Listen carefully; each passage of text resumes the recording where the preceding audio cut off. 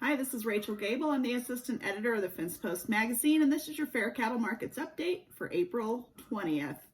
I'm quite certain that even as the 420 crowd hits the streets of Denver, the haze and smoke over the state capitol will not compare with the Traeger smoke and grill smoke that we found over rural Colorado on Meat-In Day. There you go. That's my prediction. RCAF USA has sent a letter asking for immediate relief from the USMCA trade deal.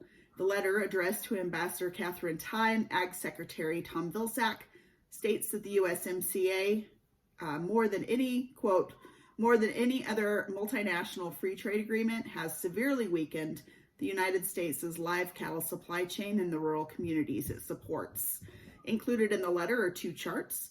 One showing that during the past 7 years, the United States has imported from Mexico and Canada about 2.5 times the value of beef and cattle that it exports, importing over $4.4 billion worth of beef and cattle, but exporting less than $2 billion in the same commodities. The second chart depicts quantity-based USMCA trade and shows the U.S. imported about 3.5 times the quantity of beef and cattle that it exported. The ranch groups acknowledge that the USMCA is working well for multinational meat packers, processors, and importers who benefit greatly from sourcing more and more foreign cattle and unlabeled beef from Mexico and Canada. But they argue those benefits for the few are causing irreparable harm to America's family farm and ranch cattle producers who cannot be expected to prosper unless relief from USMCA is granted.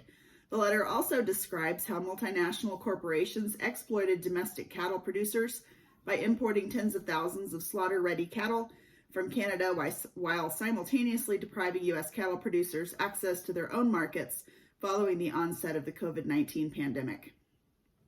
The ranch groups concluded by urging the Office of the U.S. Trade Representative and Secretary Vilsack to take decisive action to rebalance the untenable cattle and beef trade imbalance memorialized under USMCA. At the very least, and as a first step in the letter, RCAF and the other ranch groups say they urge you to take steps to assist America's cattle farmers and ranchers by giving them the ability to compete in their own domestic market by differentiating their USA-produced beef from foreign beef and beef from foreign cattle. A little bit closer to home, Congressman Ken Buck, a Republican here from Colorado, and Congressman Joe Neguse, who is a Democrat from Colorado, which I should know how to say his name, I'm sorry, chair of the U.S. House Subcommittee on National Parks, Forests, and Public Lands, introduced bipartisan legislation to designate Amache, a former Japanese-American relocation center in Grenada, Colorado, as a national park. When I read this, the first thing I did was call down there to Mr. John Hopper, who is the superintendent of schools down there, and maybe was the principal, and runs the Amachi Center and the museum, and his students do all sorts of wonderful things down there. And I asked him if he was in support of this, and he said that he is. So I'm really hoping to see this come to fruition. There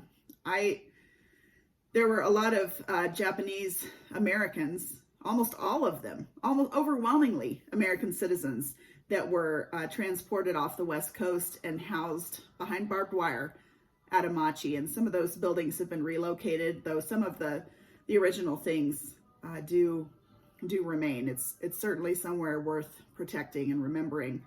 The press release says the Amache National Historical Act, H.R. 2497, follows up on the Amache Study Act introduced by Rep. Buck and Senator Bennett and former Senator Gardner, all from Colorado, which was included in the Dingle Conservation Act and signed into law by President Trump.